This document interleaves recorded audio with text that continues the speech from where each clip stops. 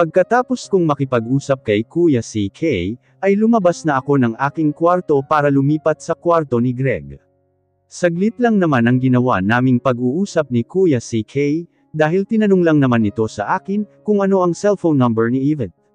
Napailing-iling na lang ako, dahil masyadong napaghahalataan ang mga ito. Nang mapatapat ako sa kwarto ni Greg, ay inihanda ko muna ang aking magandang ngiti para dito. Dahan-dahan kong binuksan ang pinto ng kwarto nito, at sumilip sa loob niyon.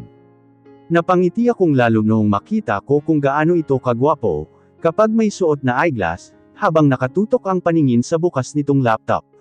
Maingat akong naglakad palapit dito, para hindi ko ito maistorbo sa ginagawa nito. "Are you busy?" Tanong ko dito noong tuluyan akong makalapit dito, pero parang wala itong narinig. Napanguso ako at binalingan ang ginagawa nito sa laptop. Nagko-compute ito ngayon ng mga grades namin. Napabuntong hininga ako. Sinubukan kong kunin ang atensyon ni Greg, sa pamamagitan ng pagsundot sa tagiliran nito, pero binaliwala lang ulit ako nito.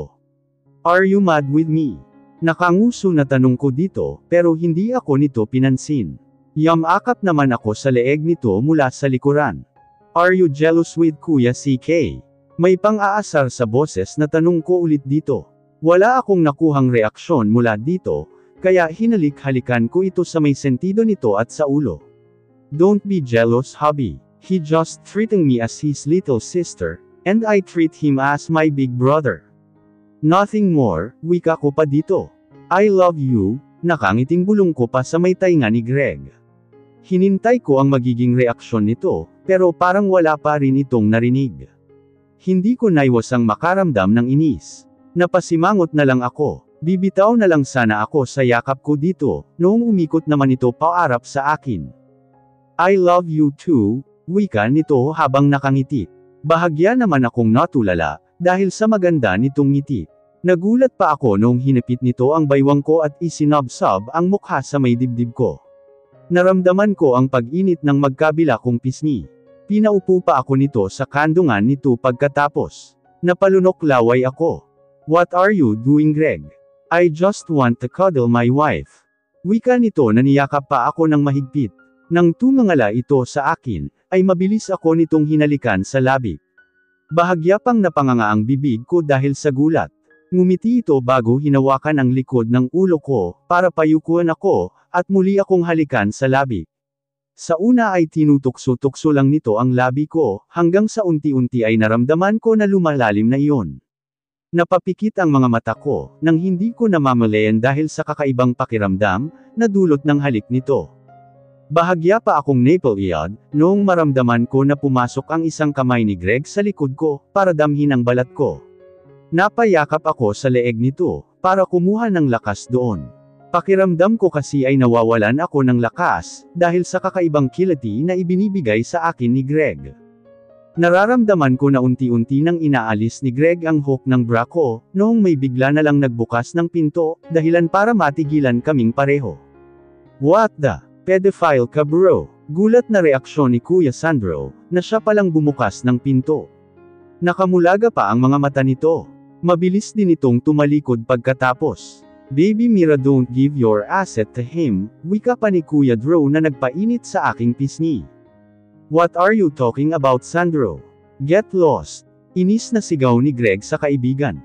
Nag-peace sign naman si Kuya Drew habang nakatalikod. "Lock your door next time bro." May pang-aasar sa tono na wika pa ni Kuya Drew, bago mabilis na tumakbo paalis ng aming kwarto. Nang mawala sa paningin namin si Kuya Drew, ay nagkatinginan kami ni Greg. Agad akong napalayo dito, noong mapagtanto namin ang awkward naming posisyon. Nakaupo ako sa kandungan ni Greg, habang nasa loob pa rin ng t-shirt ko ang kamay nito. Naramdaman ko ang pamumula ng aking pisngi. Nakita ko na tumayo si Greg, at tumikim pagkatapos, "Let's go downstairs wife," wika nito sa akin pagkatapos. Naiilang na tumungo naman ako dito. Sunod na lang ako, kinakabahan na sagot ko pa dito. Pagkatapos kong pakalmeyan ang aking sarili, at alisin ang pamumula ng aking pisngi, ay naisipan ko na ring lumabas ng kwarto. Sa may hagdanan ay natatanaw ko na si Greg, na nakatalikod sa akin. Nasa tapat nito si Kuya Drew, at ang dalawa pang lalaki na sa tingin ko ay mga kaibigan din nito. Habang papalapit ay naririnig ko na ang tawanan noong dalawang lalaki na hindi ko kilala. 18 years old lang ang asawa mo pre. Lupit ah, daming nagkakandara pa sa'yo noong college tayo, na very successful na ngayon, tapos ang napangasawa mo lang ay 18 years old lang, at wala pang napapatunayan. Are you crazy man? Wika noong lalaking nakaitim na polo shirt, bago uminom ng beer in a can. Pakiramdam ko ay parang may biglang tumusok na mga tinak sa aking dibdib. Baka naman kasi ang type ni Greg, ay yung bata pa at sariwa. Segunda naman noong lalaking naka-white t-shirt, bago lumagok sa hawak nitong alak. Stop making fun of my wife. I don't need your opinion. Hey baby Mira, nandyan ka na pala. I brought you some cakes in the kitchen. Putol ni Kuya Drew sa sinasabi ni Greg, na halatang namagitan lang dahil galit na ang tono ni Greg. Ngumiti naman ako dito, bago nagpatuloy sa pagbaba ng hagdan. Wife, puzzle ni Greg noong lumingon ito sa akin. Nginitian ko lang ito, bago bumaling doon sa dalawang lalaki, na ngayon ay nakatingin din sa akin. Nginitian ko rin ang mga ito. Hi, I'm Greg wife, Mira. Pagpapakilala ko sa mga ito habang nakangiti. I'm Drew, pagpapakilala naman nung lalaking nakaitim na nginitian pa ako. Gabriel, pagpapakilala naman nung isa. Nginitian ko lang ang mga ito. Nice to meet you mga kuya, malambing na wika ko sa mga ito. By the way, enjoy lang kayo dyan. Kuya Sandro puntahan ko na iyong cake ha. Uubusin ko yun. Baling ko naman kay Kuya Sandro. Natawa naman ito ng mahina.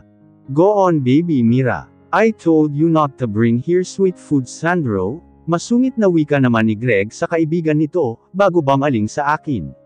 Don't eat too much wife. Pagpapaalala pa nito sa akin.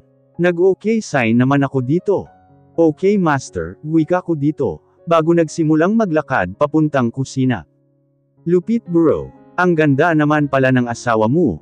Narinig ko pang wika noong dalawang lalaki, na ikinangiti ko. Nang makarating ako ng kusina, ay napamulaga ang mga mata ko, dahil sa strawberry cake na nasa ibabaw ng lamesa. Sabik na lumapit ako doon, para tikman ang icing. Napangiti ako ng malawak, noong malasahan ko ang masarap na flavor nung cake. Kumuha ako ng maliit na platito at kutsara, para kumuha ng maliit na slice nung cake. Habang kinakain yung cake, ay biglang pumasok sa isip ko yung mga bisita ni Greg, dahilan para mapatigil ako sa pagkain. Naisip ko kasi na mabuti sigurong dalhan ko rin ang mga ito noong cake, para maging kaibigan ko rin ang mga ito.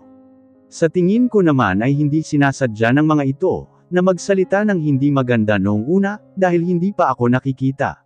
Sinabihan naman ako ng mga itong maganda noong nakita ako, kaya sa palagay ko ay ayos kami. Napangiti ako. Mabilis akong kumuha ng 4 na platito, para lagyan ang mga iyon ng cake. Napangiti ako noong makita ko na ayos na ang lahat. Naglakad na ako palabas ng kusina pagkatapos.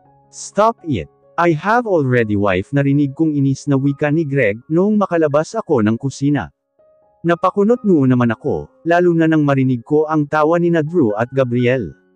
Let's go home bro. Huwag kayong magkalat dito, naiinis na suway na rin ni Kuya Sandro doon sa dalawa. Parang wala namang narinig yung dalawa, na lalo pang idikit sa mukha ni Greg yung hawak na cellphone. Napapagitnaan ng mga ito si Greg, at sa tuwing sinusubukan naman ng asawa ko na kumawala sa mga ito, ay pinagtutulungan naman itong higitin pa sa lampak sa sofa. Napabuntong hininga na lang si Greg. Yes your wife is beautiful Greg, but she's too thin. She is flat-chested. Halatang masyado pang bubot. Tingnan mo itong nasa picture, sobrang sexy diba? Ganito ang nababagay sa man, wika nung Drew na ikinainis ko. Napatingin pa ako sa dibdib ko. Hindi ko maiwasang mapanguso, noong malaman ko na totoo ang sinabi ni Tudot, ang dibdib ko is not fully grown up. Pakiramdam ko ay maluluha na ako, dahil sa katotohanan iyon. I feel insecure, lalo na nung makita ko kung gaano kaganda ang katawan ng babae sa larawan, na ipinapakita ng mga ito kay Greg. Hindi ko alam kung bakit nakita ko iyon ng malinaw. I don't care about, bubut as in wala pang katasman. Hindi pa masarap hindi katulad nitong mga babaeng ipinapakita namin sa'yo. Juicy and yummy. Dagdag naman noong Gabriel na dumagdag din sa inis ko. Stop degrading my wife or else. Ang bastos nyo. Wala man lang ba kayong respeto? Nandito yung asawa, tapos kung kani-kanino nyo inirereto yung asawa ko. Galit na agaw atensyon ko sa mga ito, bago nagmamadaling umakyat ng hagdan papunta ng aking kwarto. Wife, Mira, nang makarating ako sa aking kwarto, ay pasalampak akong umupo sa gilid ng kama. Napatingin pa ako sa cake, na nagawa ko pa palang dalhin ito sa itaas. Naluluha at inis na sinimulan ko iyong lantakan. Wife, narinig kong tawag ni Greg sa akin, na naramdaman kong kapapasok lang ng aking kwarto. Hindi ko ito pinansin. Patuloy lang ako sa pagkain ng cake. Napapahikbi pa ako, hindi ko maiwasang masaktan. Napatigil lang ako sa pagkain ng cake, noong kinuha ni Greg ang tray na nasa kandungan ko. Inalis din nito sa kamay ko ang hawak kong kutsara. Narinig ko pa ang pagbuntong hininga nito. Napalabi ako at hindi ko na napigilan pa ang humagulgol, noong iniangat ni Greg ang baba ko para mapatingin ako dito. Mabilis naman ako nitong niyakap, at hinagod ang aking likod. I'm sorry wife. Ang sama nila, parang bata na sumbong ko dito. Naramdaman ko ang pagdampi ng halik nito sa ulo ko. I punched them for you, wika nito na ikinagulat ko. Napalayo din ako dito. Agad naman nitong pinunasan ang basa kong pisngi, gamit ang daliri nito. What? Sinuntok mo sila? Hindi makapaniwala at kinakabahan na tanong ko dito. Pakiramdam ko ay nawala lahat ng iluluha ko. Tumango naman ito, bakit? Because they are too much. And they consumed my patience. I got mad because they made you cry. I'm sorry wife, wika nito na ikinatulala ko. Don't worry about them wife. They'll understand why I punched them, dagdag pa nito. Napabuntong hininga na lang ako. I feel stressed, puso ko habang bagsak ang mga balikat. Napakunot noo naman ako noong mapansin ko ang pagsilay ng ngiti ni Greg, what are you thinking? Kinakabahan na tanong ko dito. This is our first night as a real couple wife, saad nito na bigla na lang akong binuhat para ihiga sa kama. Tumabi din ito sa akin, habang nakadungaw sa mukha ko.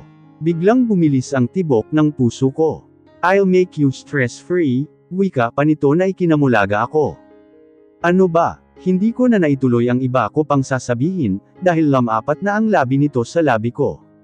Katulad kanina ay dumadampi-dampi lang ang labi nito sa labi ko, na para bang nakikiramdam lang sa magiging reaksyon ko. Napangiti ako bago kumapit sa leeg ni Greg, kasunod ng pagsiil ko dito ng halik. Naramdaman ko rin ang pagngiti nito, bago nagpabigat sa akin. You can stop me wife. Hinihingal na bulong nito sa may tainga ko, habang dinadampyan ng maliliit na halik ang puno ng aking tainga. Nakaramdam ako ng kakaibang kiliti. Naramdaman ko ang pag-iinit ng aking pisngi, at nahihiya rin akong sagutin ang tanong nito, kaya ipinulupot ko na lang ang mga binti ko sa baywang nito, at isinubsob ang mukha sa dibdib nito. Narinig ko ang mahina nitong pagtawa. I'll take that as permission to continue. My cute little wife, wika nito bago muling ibinalik ang halik sa aking labi.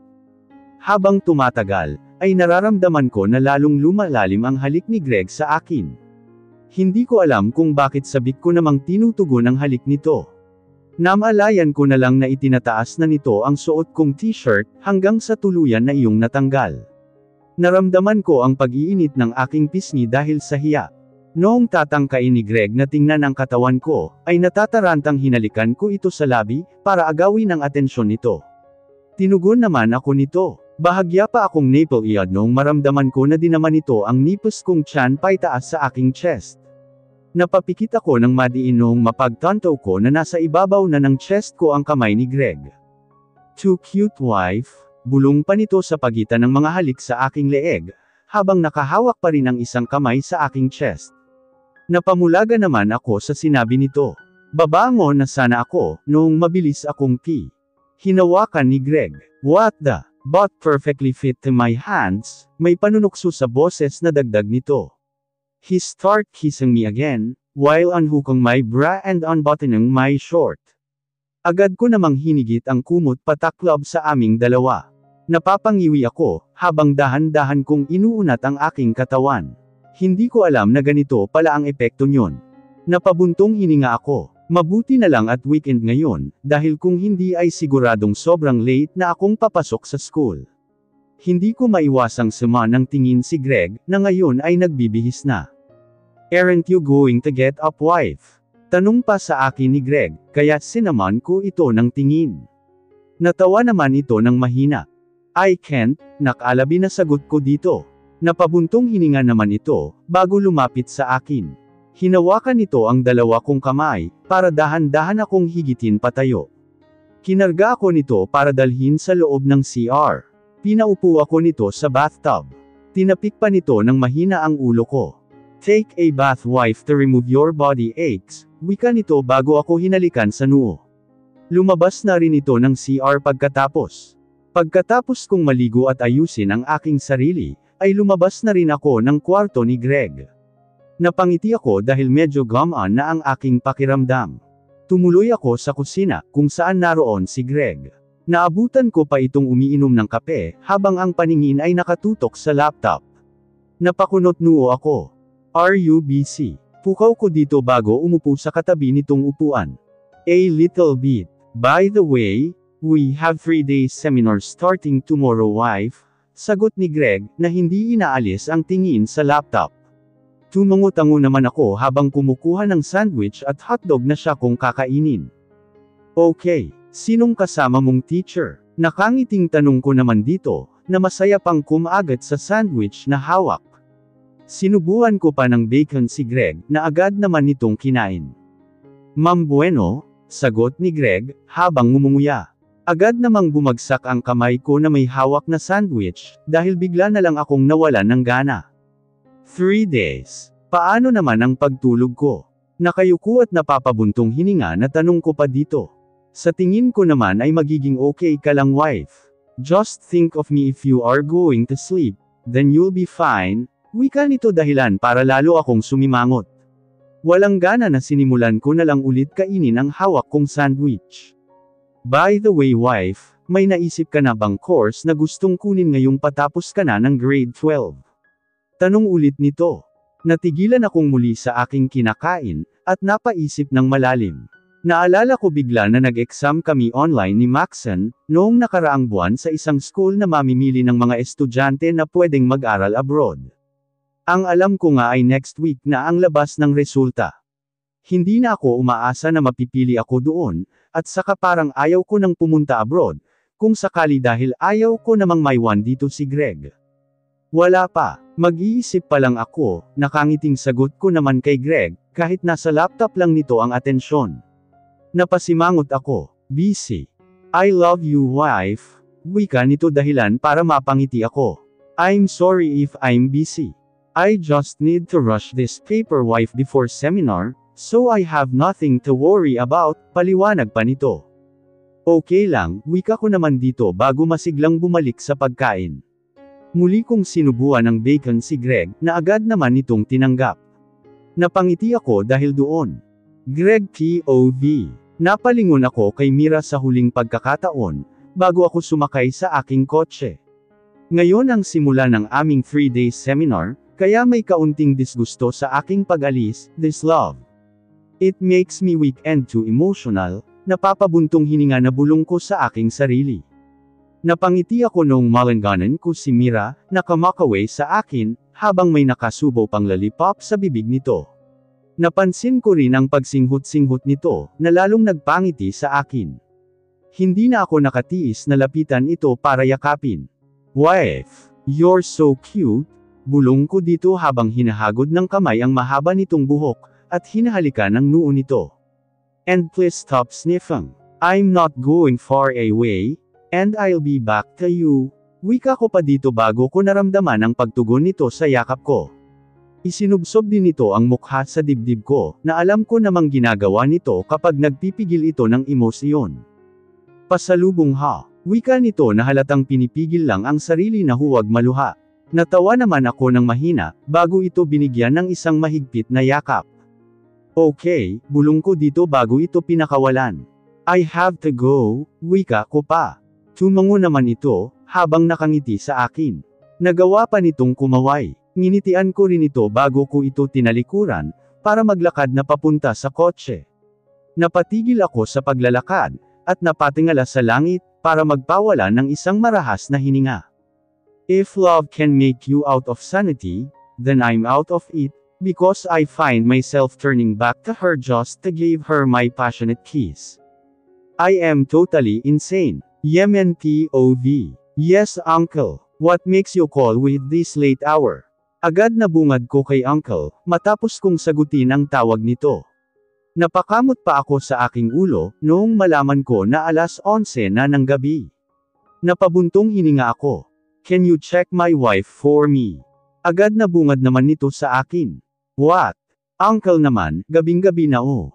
Inaantok na ako. Bakit hindi na lang ikaw ang mag-check sa kanya? I'm not in the house. I have 3 days seminar, putol nito sa pagrereklamo ko. Narinig ko pa ang malalim nitong pagbuntong hininga sa kabilang linya. Just check her man please.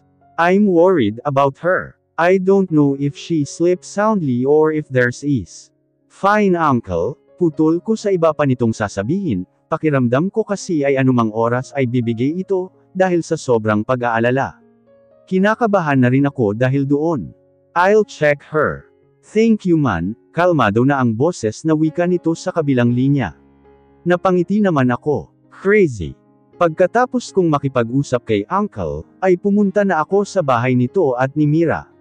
Hindi pa man ako nakakapasok ng bahay ng mga ito, ay narinig ko na naman ang pagtunog ng aking cellphone. Napakamot ako sa batok noong makita ko sa screen ang pangalan ni uncle. How is she? What the? Can you calm yourself uncle? Hindi pa nga ako nakakapasok ng bahay nyo eh. Too obsessed, natatawa na wika ko dito na ibinulong na lang ang mga huling salita. Nagsimula na rin ako maglakad papasok ng bahay. Make it fast man, wika pa nito sa kabilang linya.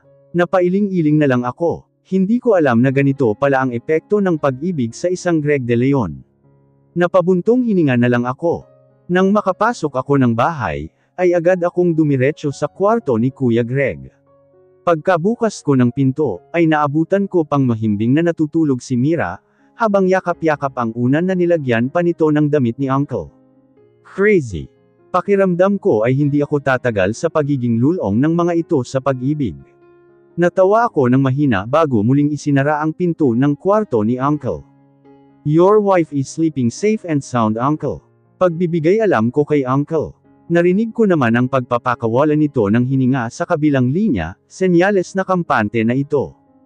Pwede bang manatili ka muna dyan, hanggat hindi pa ako nakakauwi? Can you stay with her? Just at night man, wika pa ni uncle sa kabilang linya, na halatang nagdadalawang isip pa sa ipinapagawa nito sa akin. What are you thinking uncle? Hindi mo ba alam na minsan na akong nagkagusto sa asawa mo? Natatawa na tanong ko kay uncle, para lang asarin ito. Ang totoo ay wala naman na akong gusto kay Mira, dahil sa tingin ko ay may iba na akong nagugustuhan. Narinig ko ang pagbuntong hininga ni uncle. I know, but I trust you man, sagot ni uncle na ikinangiti ko. Napailing-iling na lang ako. Greg POV. Tahimik lang akong nakikinig sa mga sinasabi noong speaker, habang nagsusulat ng mga mahahalagang notes sa aking notepad. The speaker are now talking about how to be an effective mathematics teacher. She is also giving some examples on how to do it. Isa rin akong mathematics teacher, kaya naman nakasama ako sa seminar na ito. Nawala ang atensyon ko sa unahan, noong maramdaman ko na bahagya akong siniko ng katabi ko ngayon na si Ma'am Wendy Bueno. Napakunot-noo ako noong mapansin ko na nakangiti ito. Napansin ko na may inaabot ito sa akin na isang candy. Candy para hindi ka masyadong mainip, na matapos ang seminar, wika pa nito sa akin, habang iniaabot sa akin yung candy. Tama naman ito, simula pa nang dumating kami dito para sa seminar, ay naiinip na agad ako, dahil gusto ko na ulit umuwi. I don't eat candy. Napatingin ulit ako sa ibinibigay nitong candy. Naalala ko bigla si Mira, na siguradong marami na namang nakaing candy ngayon. I'll take this. Wika ko bago nakangiting kinuha yung candy, na inaabot nito. Napangiti rin ito sa akin. Pagkatapos ng seminar, ay nagmamadali akong pumunta sa aking kotse. Tapos na ang 3 days seminar, kaya naman sabik na akong umuwi. Napapangiti pa ako habang tinitingnan ang mga hawak na paper bags, kung saan naroon ang mga pasalubong na ibibigay ko kay Mira. Nawala ang pagkakangiti ko, noong makita ko na nakatayo sa may kotse ko si Ma'am Bueno. Nakangiti ito sa akin na halatang hinihintay ako. Pwede bang makisabay sa'yo sir? Malambing ang boses na tanong pa nito sa akin. But, let's go, wika pa nito bago nauna nang pumasok ng aking kotse. Napabuntong hininga na lang ako, at napapailing na pumasok na lang din ang aking kotse. Habang nasa biyahe ay tahimik lang kaming dalawa ni Ma'am Bueno. Nagulat pa ako noong may itinapat itong potato chips sa bibig ko. Take this Greg, nakangiting wika nito. Dahan-dahan ko namang inilayo ang kamay nito sa akin. No thanks, pagtanggi ko dito. Nakita ko pa ang pagkunot noo nito. Nakakatampo ka naman, nakalabi na saad pa nito. Napabuntong hininga na lang ako, at hindi na ito pinansin. Bumalik naman sa pagkain ng potato chips nito si Ma'am Bueno. Ilang minuto lang ang lumipas, noong mapatigil ako sa pagmamaneho, dahil sa isang jewelry shop. What's wrong? O sisa pa sa akin ni Ma'am Bueno. Saglit ko naman itong binalingan ng tingin. I need to buy something, sagot ko dito. Napatingin naman ito sa jewelry shop, na nasa tapat namin. Napatangu-tangu ito na parabang nagkaroon ito ng ideya. A gift for your mom. Necklace or bracelet? Nakangiting tanong pa nito sa akin. Can I join? A ring for my wife? Sagot ko sa mga nauna nitong tanong, dahilan para mawala ang ngiti nito. Hindi din ito na ituloy ang pag-aalis ng seatbelt, dahil napamaang na ito sa akin. What? May asawa ka na? Gulat na reaksyon pa nito nung makabawi. Tumango naman ako dito, bago ko ito tinalikuran para pumasok sa jewelry shop.